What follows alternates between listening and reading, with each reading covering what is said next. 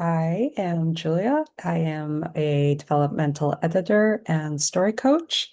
I am going to work on another of my scenes on my upcoming sci-fi novel, Reprimor.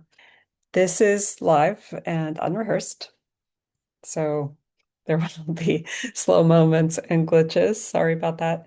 I just wanted to let you know that you can find me juliagandrew.com if you want to book an edit. I'll try to explain what I'm doing as I'm going. I get kind of into the scene. I've only read through the scene this time. Uh, I do use the Fictionary platform. What I was told about the scene from the tools, from Fictionary's tools, is that the pacing was off, and I agree. Uh, the scene is a little bit challenging because it's parsing the internal struggle of one of the characters. And I have a tendency to write a lot of internal struggle of my characters. So that leads to a lack of action. So I'm going to try to make this more active and more streamlined. I'm going to share my screen. The first thing that I want to do is I want to find any point that might be a climax here. Blanca is the character. Usually she's the very active one. This is a very frustrating scene for her because she is a very active person and she's trapped in a jail cell, a tiny jail cell. So I want to convey frustration and I want to convey some regret about how she got there and her strong desire to achieve her story goal. Um, So the first thing that I want to do is find the climax of this scene. Okay, so the climax hopefully is going to be at least midway down, midway or past. So I'm going to start at the bottom. So she hears clanging. There are two peacekeepers. She sits up. That is the exit hook. So I'm going to note that as exit hook. That means that that's why you might read the next chapter because you need to know more about what happened here. Okay, Blanca started realizing she's having second thoughts. This is probably the climax.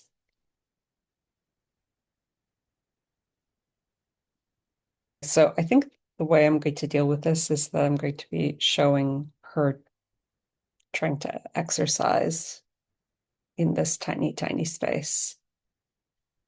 It's not big enough for her to move around, really. This part, throwing herself on the bed, that's probably fine to keep. Blanca was no good in being in a cell. That works. It's active enough, it's indicating what the feeling of the scene is,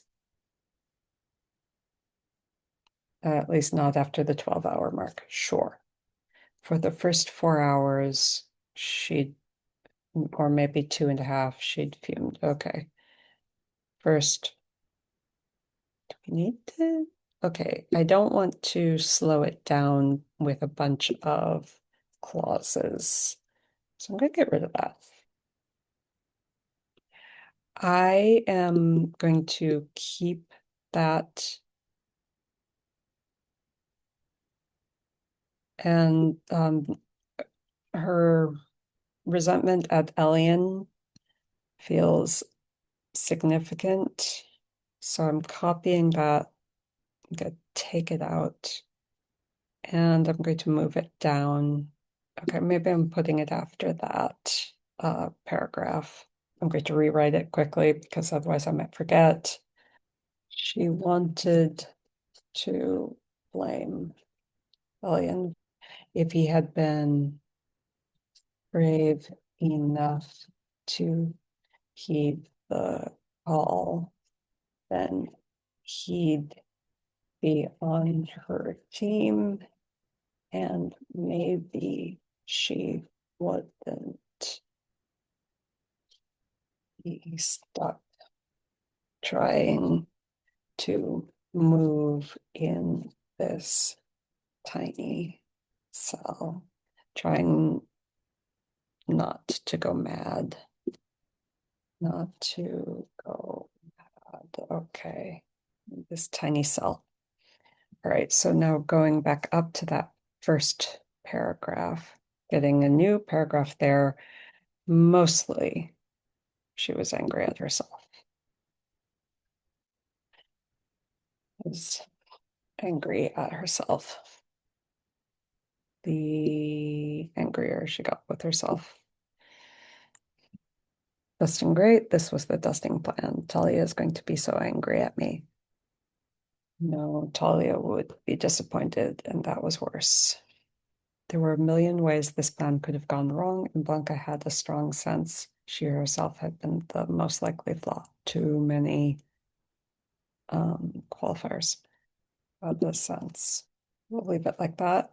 Have this be present. She, or not present, but simple past. She threw herself on the bed. Let's make that happen in real time. Tears. But hard dress until sleep took over her. She had nightmares about being chased through the spaceship corridors by a cannibalistic Che.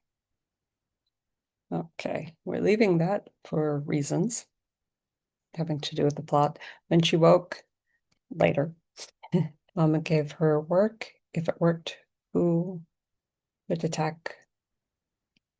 Who would fall first? Okay, this is our scene middle. This is the shift from one train of thought. So she's in frustration. Oh, actually, I should mention her plans earlier. Okay. This is up at the top is where I need to state what her plans were, what she wants,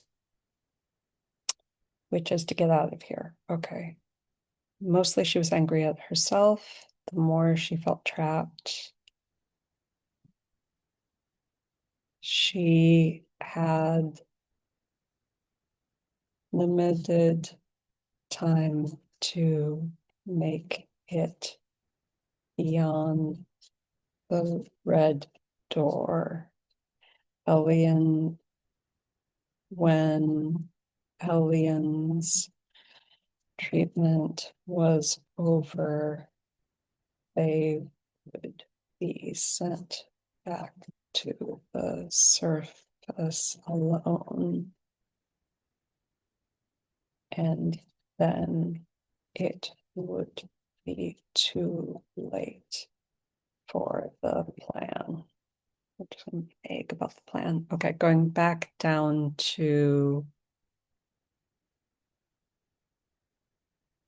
this. This is the scene middle. So I'm going to mark that as scene middle.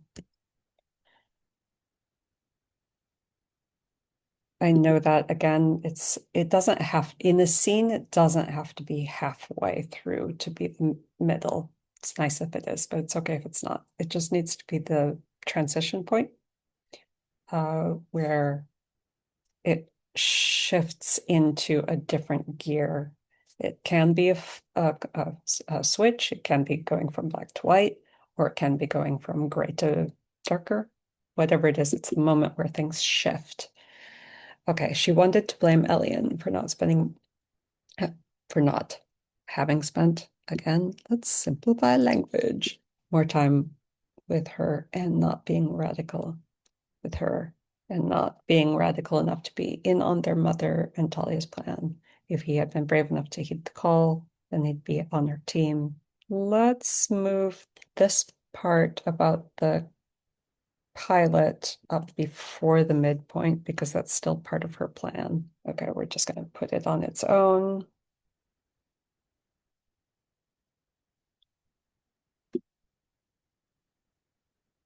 Oh,